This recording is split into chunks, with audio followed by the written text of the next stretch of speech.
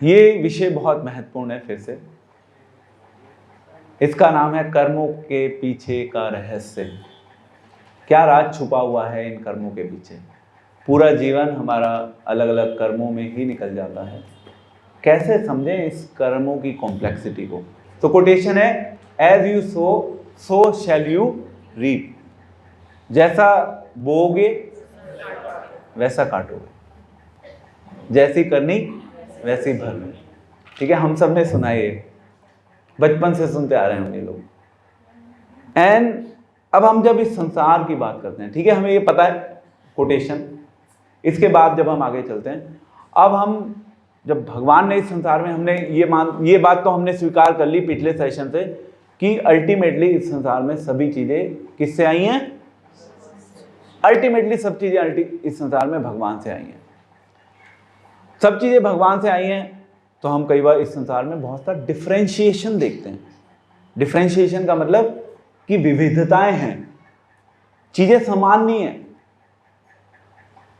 एक व्यक्ति है वो बहुत अमीर है, दूसरा व्यक्ति है बहुत गरीब है।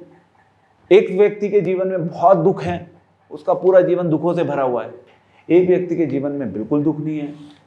कोई बहुत सुंदर दिखता है और कोई बहुत ज्यादा कुरूप दिखता है। कोई बहुत इंटेलिजेंट है, किसी की बुद्धि काम ही नहीं करती, उसको कितना ही समझा लो कोई फर्क नहीं पड़ता। तो बहुत सी डाइवर्सिटी है समाज में। अब आपके मन में एक क्वेश्चन आना चाहिए कि भगवान ने इतनी डाइवर्सिटी क्यों बनाई? उस डाइवर्सिटी का आधार क्या है? हम बोलते हैं कि ओके, एक बच्चा है सोने की चम्मच के साथ पैदा हो रहा है, सेम टाइम पे एक दूसरे परिवार में दूसरा बच्चा पैदा हो रहा है झोपड़ी में, जिसके पास खाने पीने के लिए भी सोचना पड़ रहा है उनको, कैसे हम उसको खिलाएंगे, कैसे हम उसके जीवन को आगे चलाएंगे। आ गया डिफरेंशिएशन। अब जैसे ही ये डिफरेंशिएशन आएगा तो फिर लगेगा कि भगवान तो पार्शियल है, क्योंकि गीता में भगवान बोलते हैं सम्मोहम सर्वभूतेषु। भगवान कह रहे हैं मैं तो सबके लिए इक्वल हूं। अब भगवान एक तरफ कह रहे हैं मैं सबके लिए इक्वल हूं, और दूसरी तरफ भगवान ने ही खुद डिफरेंशिएशन कर दिया। भगवान कह रहे हैं कि एक तरफ मैं शक्तिशाली हूं और दूसरी तरफ मैं मर्सीफुल भी हूं, मैं दयालु भी हूं। अब हम देखते हैं कई बार छोटे छोटे बच्चे एक्सीडेंट्स में कहीं मर जाते हैं या उनके साथ कुछ गलत हो जाता है, छोटे छोटे बच्चों के साथ। तो क्वेश्चन ये आता है कि भाई उसके जीवन में उसने क्या गलत किया था? ये क्वेश्चन आपसे बहुत से लोग पूछेंगे, तो आपके पास इसका आंसर है। क्या आंसर दोगे आप? पूर्व जन्म के कर्मों के प्रारब्ध है पुराना। हाँ, तो आपको आंसर पता है, गुड। इसके लिए भागवतम को आपको देखना होगा। भागवतम में भगवान कह रहे हैं कि आपने जो किया हुआ है ना पहले, उस किए के अनुसार आपको एक पर्टिकुलर आत्मा तो वो चली रही है, उस आत्मा को एक पर्टिकुलर शरीर मिल जाता है, और उस शरीर के अनुसार उसको अपने जीवन में भोगने का अवसर मिल जाता है, इंजॉय करने का अवसर भी मिल जाता है, या दूसरे शब्दों में सफर करने का अवसर भी मिलता है। तो एक बिल्कुल सरल दृष्टिकोण ये है कि भगवान पार्शियल नहीं है। अल्टीमेटली ये हमारे कर्म हैं जो हमें अलग से हमारा उन कर्मों के अनुसार भगवान को ट्रीटमेंट करना पड़ता है। भगवान क्यों पार्शियल होंगे किसी के? भगवान किसी के पार्शियल नहीं है, क्योंकि अल्टीमेटली क्या कह रहे हैं हम? As you sow so shall you reap. जैसा करोगे वैसा भरोगे। तो कहने में अच्छा लग रहा है, ओके हाँ प्रभु जी आप बात बिल्कुल ठीक कह रहे हैं। ये जो प्रिंसिपल है, ये प्रिंसिपल बिल्कुल जिस दिन हम इस संसार में आते हैं ना प्रैक्टिकली, तब से ही एप्लीकेबल हो जाता है। फिर चाहे आप कितने ही नादान हो, उससे कोई फर्क नहीं पड़ता। और जो भगवान के अस्तित्व को स्वीकार करता है, केवल एक इस प्रिंसिपल के बेसिस पे लोगों को अपने जीवन में री इनकारनेशन को भी एक्सेप्ट करना पड़ेगा। री-इनकार्नेशन को लॉजिकली अगर किसी को समझाना है तो this is the best thing. ये जो क्वेश्चन है ना कि एक व्यक्ति सोने की चम्मच, एक बच्चा, ये जो क्वेश्चन है कि भाई एक बच्चा सोने की चम्मच लेके पैदा हो रहा है, एक बच्चे के पास खाने को भी कुछ नहीं है, ये क्वेश्चन मेरे को हमेशा हिट करता था। और जब तक हम री-इनकार्नेशन या आत्मा के कॉन्सेप्ट को एक्सेप्ट नहीं करेंगे तो इस क्वेश्चन का कोई आंसर अवेलेबल नहीं है। आप कितना ही रिसर्च कर लीजिए, आपको आंसर नहीं मिलेगा। किसी के पास आंसर है कोई इसके अलावा? अगर हो तो मुझे भी बता देना, मुझे तो कोई आंसर अभी तक समझ नहीं आया। मतलब forget the spiritual part, spiritual part को साइड में रख के बता सकते हैं तो बता दीजिए। ये मत सोचिए कि हम स्पिरिचुअलिटी के ऊपर बात कर रहे हैं, अदर देन स्पिरिचुअलिटी इसके ऊपर कोई लॉजिकल रिस्पॉन्स आपको मिलेगा ही नहीं। तो ये हमें क्लियर हो गया कि भगवान पार्शियल नहीं है किसी के लिए, परंतु भगवान को कभी कभी ऐसे करना पड़ता है हमारी जो गठरी है कर्मों की उसके अनुसार। इसको हम एक सरल उदाहरण से समझ सकते हैं। कोर्ट रूम में जो जज होता है, ठीक है, एक जज जो है वहां पर बैठ के डिसीजन सुनाता है। डिसीजन का बेसिस होता है कि भाई उसने क्या गंदा काम किया, क्या अच्छा काम किया। दूसरी तरफ वो देखेगा कि हमारा फिर लॉ क्या कहता है उसके ऊपर, उस लॉ के बेसिस पे और उस एक्शन को दोनों को समन्वय करके वो अपना डिसीजन सुना देता है। एक व्यक्ति को तो कॉम्पनसेशन मिल गया लाखों रुपए का, दूसरे व्यक्ति को पनिशमेंट मिल गई, जेल हो गई 10 साल 15 साल। तो क्वेश्चन ये है कि उसका बेसिस क्या है? क्या जज पार्शियल है? क्या जज पार्शियल है? जज तो पार्शियल नहीं है। जज केवल जो लॉ है उस लॉ को अबाइड करके वो अपना डिसीजन बता रहा है। तो जज किसी को लिए पार्शियल नहीं होता। इसी प्रकार से भगवान कभी भी किसी के लिए पार्शियल नहीं होते। परंतु फिर भी भगवान अपनी जो संतान हैं, अपने जो डिवोटीज हैं, उनके साथ एक स्पेशल ट्रीटमेंट भी करते हैं। अब आपके माइंड में क्वेश्चन आ सकता है ऐसा क्यों करते हैं, वो हम एक अलग सब्जेक्ट है जिसको हम डिस्कस करेंगे। बट एज ऑफ नाउ भगवान पार्शियल नहीं है।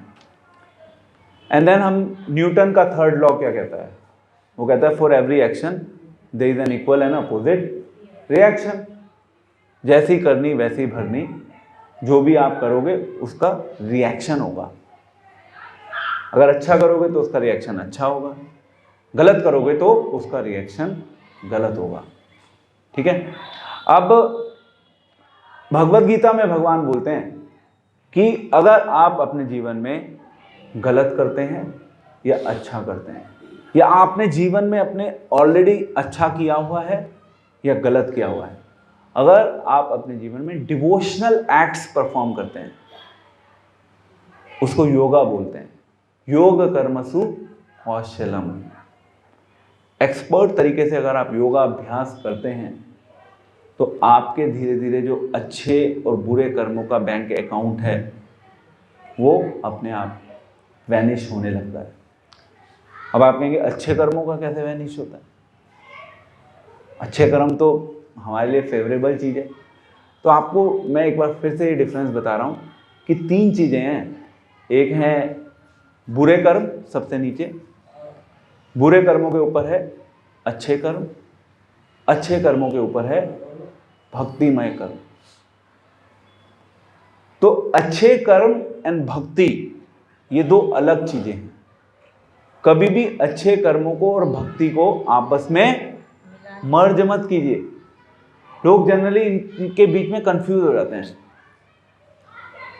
हम ये नहीं कह रहे कि आप अच्छे कर्म मत कीजिए, पर ये चीज हमेशा ध्यान रखिए कि अच्छे कर्म अलग हैं और भक्तिमय कर्म अलग है। भगवान की भक्ति तो सेवा है भगवान की। तो अगर हम ये कह दें कि केवल कर्म ही पूजा है तो ये विचारधारा शास्त्रों के अनुसार नहीं है, भगवद गीता के अनुसार नहीं है। जो लोग मानते हैं कि केवल कर्म ही पूजा है। सो योग कर्मसु कौशलम, सही ढंग से योगा अभ्यास करना, जिसके माध्यम से हमारे जीवन में जो हम अच्छी चीज़ें करके बैठे हुए हैं ऑलरेडी, या जो गलत चीज़ें हमने अपने जीवन में की हैं वो अपने आप कट सकें। ये हमारा लक्ष्य होना चाहिए, हमारे जीवन का फोकस होना चाहिए इस चीज के ऊपर।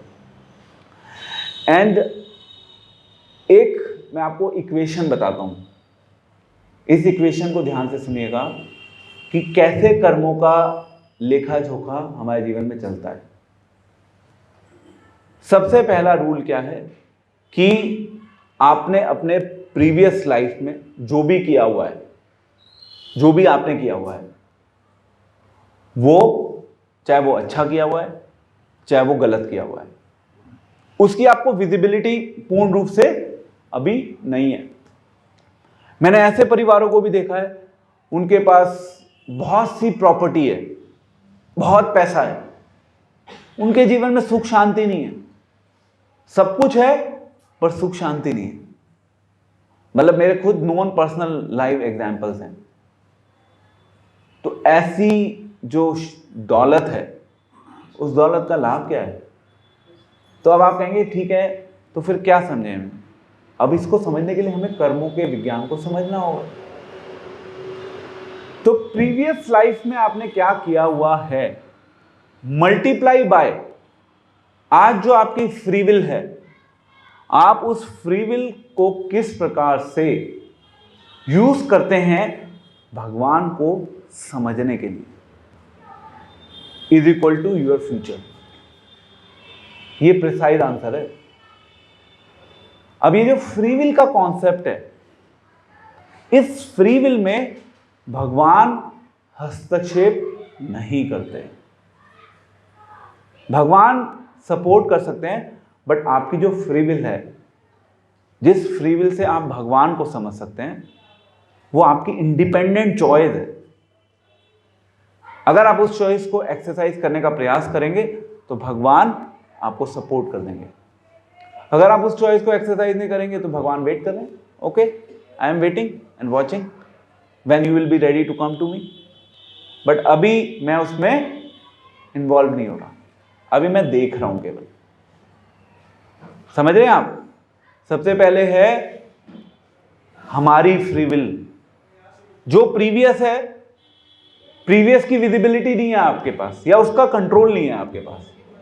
जो आपने अपने पहले के जीवन में, पिछले जन्म में गलत किया है, अच्छा किया है, क्या उसको आप कंट्रोल कर सकते हो? जो हो गया वो तो हो गया ना। अब पछताए क्या होत जब चिड़िया चुग गई खेत। सिंपल लॉजिक है। तो हमें ये पता चल गया कि भाई अब क्यों पछता रहे हैं, हम गलत कर दिया। तो नेक्स्ट अब आपके हाथ में है आपकी फ्री विल। देखिए आपकी फ्री विल केवल किस एक्सटेंट तक? भक्ति के एक्सटेंट तक, कर्मों के लिए नहीं। आप कहो कि मैं बहुत अच्छे कर्म करूंगा, उन अच्छे कर्मों को करके मैं अपना फ्यूचर बना लूंगा। नो, यहां पे उसकी बात नहीं हो रही। यहां पे उसकी बात हो रही है जिस फ्री विल के माध्यम से आप भगवान को समझने का प्रयास करते हैं। तो मैंने बताया प्रीवियस एक्शन के अकॉर्डिंग आपको एक शरीर मिल गया, आपको एक परिवार मिल गया, सोसाइटी मिल गई। अब आपको फ्री विल को एक्सरसाइज करना है। वो फ्री विल आपका फ्यूचर निर्धारित करेगी। वो फ्री विल डिवोशनल एक्शन के लिए होनी चाहिए। अच्छे कर्म, बुरे कर्म, अपने कर्तव्य, उसकी बात हम नहीं कर रहे हैं। यहाँ पे हम भक्ति की बात कर रहे हैं, या दूसरे शब्दों में भगवान को समझने की बात कर रहे हैं। ठीक है? तो हम जब आगे चलते हैं इसमें, अब अगर आपको अपने फ्यूचर को अच्छा बनाना है, सब बात करते हैं ना कि फ्यूचर अच्छा बनाओ, कुछ ऐसा करो जिससे कि फ्यूचर अच्छा बने। फ्यूचर अच्छा बनाना है तो उसका सीक्रेट एक ही है, अपनी फ्री विल का सही यूज करना सीख लो लाइफ में। अगर आपने अपनी लाइफ में फ्री विल को सही ढंग से यूज करना सीख लिया तो अपने आप आपका फ्यूचर अच्छा हो जाएगा। कोई और सेकंड चीज करने की जरूरत ही नहीं है, क्योंकि अगर आपने अपनी फ्री विल को सही ढंग से यूज करना शुरू कर दिया तो फिर भगवान आपकी लाइफ में इंटरफेयर करना शुरू कर देंगे। अगर आप केवल अपने प्रयासों से इस संसार में प्रोग्रेस के पीछे भागोगे, या दूसरे शब्दों में पैसा कमाने के पीछे भागोगे, उसमें भगवान का इंटरेस्ट नहीं। हमें ऐसा लगता है कि भगवान उस चीज में इंटरेस्टेड है, एक्चुअली भगवान उसमें इंटरफेयर नहीं करेंगे। भगवान इंटरेस्टेड है कि भाई क्या आप भक्ति करना चाहते हो, then I am there to listen you. अगर आप भक्ति नहीं करना चाहते तो ठीक है, मैं देख रहा हूँ क्या चल रहा है तुम्हारा, मैं बाद में डिसाइड करूँगा। तो Krishna will decide for you later. अब ये चुनाव आपको करना है कि आप अपनी फ्री विल को कैसे यूज़ करते हैं। तो अब हमारा नेक्स्ट क्वेश्चन है इससे जुड़ा हुआ, कर्मों के सब्जेक्ट मैटर से जुड़ा हुआ। लोग कहते हैं कि आप तो कहते हैं कि भाई भगवान की मर्जी के बिना एक पत्ता भी नहीं हिलता। अब भगवान की मर्जी के बिना जब एक पत्ता भी नहीं हिलता तो इस संसार में गलत भी बहुत हो रहा है। तो क्या भगवान गलत करवा रहे हैं क्या? क्वेश्चन ये है। अब भगवान गलत नहीं करवा रहे तो गलत कौन करवा रहा है? वो कौन रिस्पॉन्सिबल है उसके लिए? अब यहां पे रोल आता है फ्री विल का। फ्री विल क्या है? फ्री विल के अकॉर्डिंग हमारे पास कैपेसिटी टू चूज अवेलेबल है। हमारे पास चुनाव करने की क्षमता है। हम सही चीजों का भी चुनाव कर सकते हैं, गलत चीजों का भी चुनाव कर सकते हैं। ठीक है, क्योंकि भगवान जब किसी से प्रेम करना चाहते हैं तो भगवान किसी से जबरदस्ती प्रेम नहीं करना चाहते। भगवान तो हमेशा ही प्रेम कर रहे हैं, परंतु भगवान ये नहीं चाहते कि जबरदस्ती come to me and love me, I am waiting, I want to love you. But अगर आप अपना मुंह मोड़ के इस संसार में गलत कार्य करना चाहते हैं तो भगवान आपके उस गलत कार्य के लिए आपको सपोर्ट करेंगे। क्यों सपोर्ट करेंगे? क्योंकि आपके पास स्वतंत्रता है। जैसे हम बोलते हैं ना कि स्वतंत्रता मेरा जन्म सिद्ध अधिकार है, वो अधिकार आपको भगवान ने दिया हुआ है। और भगवान आपकी उस स्वतंत्रता में इंटरफेयर करके जबरदस्ती चीजें नहीं करवाना चाहते, या दूसरे शब्दों में जबरदस्ती कुछ चीजों को करने से रोकते नहीं है। भगवान नहीं रोकते, कहते हैं ठीक है, अच्छा तुम गलत काम करना चाहते हो, ठीक है मैं सपोर्ट कर रहा हूं, आई एम रेडी। अब भगवत गीता में भगवान बोलते हैं अधिष्ठानाम तथा कर्ता कर्णम च प्रधग विधम। वहां पे भगवान ने बताया 5 फैक्टर्स हैं जिससे इस संसार में कर्म चलते हैं। 5 फैक्टर्स हैं, और जिसने ये समझ लिया ना उसने कर्मों का रहस्य समझ लिया। सबसे पहला फैक्टर है शरीर। हमने बताया ना कि आपने पिछले जन्म में जो कर्म किए हैं उन कर्मों के अनुसार आपको एक शरीर मिल गया। दूसरी है आत्मा, उस शरीर के अंदर जो ड्राइवर है, उस शरीर को ड्राइव करने वाला वो है आत्मा। तीसरी है हमारी इंद्रियां। इस शरीर में इंद्रियां भी है ना, जिसके थ्रू शरीर काम कर रहा है, इनफैक्ट इन ए वे आत्मा कार्य कर रही है। और चौथा है चेष्टा। चेष्टा समझते? चेष्टा को एफर्ट बोल सकते हैं, इंटेंशन बोल सकते हैं, या एटीट्यूड भी बोल सकते हैं। अलग अलग दृष्टिकोण से हम इसको समझ सकते हैं। तो आपकी इन ए वे उस चीज को करने के पीछे मंशा क्या है? मंशा यूज होता है ना, मंशा क्या है? इन ए वे क्यों करना चाहते हो आप? भावना क्या है उस कार्य को करने के पीछे? एंड देन नेक्स्ट है, इसमें लास्ट फैक्टर है स्वयं भगवान परमात्मा। ये 5 चीजें जब मिलती हैं तब फाइनली एक जो कर्म है, कर्म एक्चुअली में शेप लेता है। समझ रहे हैं? जनरली इस संसार में लोगों के साथ क्या होता है, वो अपने आप को ही कर्ता मान लेते हैं, तो वो फिर भगवान को इंटरफेयर नहीं करने देते। जो लोग भगवान को इंटरफेयर नहीं करने देते वो कहते हैं आई एम द डूअर, मैं ही सब कुछ कर रहा हूं। और जो ये मानते हैं वो क्या करते हैं, वो केवल अपने अनुसार ही इस संसार में अपने जीवन को जीते हैं। जो अपने अनुसार जीवन को जीते हैं वो तो फंस जाते हैं इस संसार में। इस संसार में फंस जाते हैं वो लोग, और वो फिर जन्म मृत्यु के चक्कर में घूमते रहते हैं, क्योंकि उन्होंने भगवान को कोई इंटरफेरेंस नहीं दी। उनके पास फ्री विल थी, उन्होंने उस फ्री विल का दुरुपयोग किया। एक डिवोटी के पास फ्री विल है, वो भक्त अपनी उस फ्री विल को भगवान को समझने के लिए यूज करेगा। फ्री विल दोनों के पास है, तो भगवान कहते हैं ओके, तुम गलत काम करना चाहते हो क्योंकि तुम्हारे पास स्वतंत्रता है, मैंने तुम्हें स्वतंत्रता दी थी, अब उसका तुम गलत यूज करना चाहते हो तो ठीक है, कर लो भाई। जैसे एक बच्चा है, एक बच्चा मार्केट में जाता है अपने पेरेंट्स के साथ। अब वो गया मार्केट में, वहाँ पे वो एक शॉप पे गया, शॉप पे जाके कहता है पापा पापा मुझे ये खाना है, मुझे कोल्ड ड्रिंक पीनी है। अब फादर को पता है कि ये कोल्ड ड्रिंक पिएगा तो इसका गला वला खराब हो जाएगा, बट जब बच्चा जिद करेगा तो फादर रोक सकते हैं? अल्टीमेटली लव के वश में आकर, प्रेम के वशीभूत, फादर उसकी उस इच्छा को पूरा कर देते हैं या उन्हें करना पड़ता है। अल्टीमेटली उसके लिए रिस्पॉन्सिबल कौन होगा? बच्चा ही रिस्पॉन्सिबल है ना। आप फादर को ब्लेम कर सकते हो? नहीं कर पाओगे आप फादर को ब्लेम। प्रेम के वश में आकर फादर को उसकी उस इच्छा को पूरा करना पड़ा जो उसको नहीं करवानी चाहिए थी, जो उनको नहीं करवानी चाहिए थी। बालक तो ज्ञानी है। बालक अज्ञानी है, तो अभी हमने पहले दिन डिस्कस किया था, अज्ञानता से काम नहीं चलेगा ना। बच्चे को एक लिमिट तक कंट्रोल कर सकते हैं ना। बच्चे को ज्ञान देने की कोशिश तो की गई थी, अब उसने ज्ञान को लिया भी नहीं, तो ये तो बच्चे की गलती हो गई ना फिर।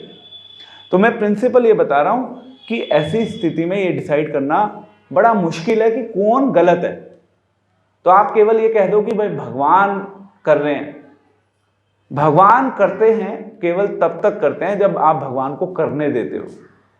अगर आप ही खुद करने वाले बने हुए हो तो भगवान कहते हैं ठीक है, करते रहो भाई, अल्टीमेटली मैं स्टैंप भी लगा दूंगा उस पर। तुम गलत करना चाहते हो, मैं रेडी हूं स्टैंप लगाने के लिए, क्योंकि भगवान क्या है? भगवान परमिशन देने वाले हैं ना। ये 5 फैक्टर में भगवान का रोल है। फाइनल सेंशरिंग अथॉरिटी भगवान है। परंतु एक दूसरी स्थिति क्या है? जो भक्त हैं वो क्योंकि अपने जीवन में सारे कार्य भगवान के ऊपर आश्रित करके चलते हैं, तो वो भगवान की इच्छा के अनुसार अपने जीवन को जीने का प्रयास करते हैं। और जब हम भगवान की इच्छा के अनुसार अपने जीवन को जीने का प्रयास करते हैं तो उसका रिजल्ट क्या होगा? फिर हम कुछ गलत करेंगे ही नहीं। हमें भगवान की इच्छा को समझना होगा ना। क्या कभी भगवान कुछ हमसे गलत कराना चाहेंगे? उसके लिए हमें भगवान की इच्छा को समझना होगा, भगवान पे पूर्ण रूप से आश्रित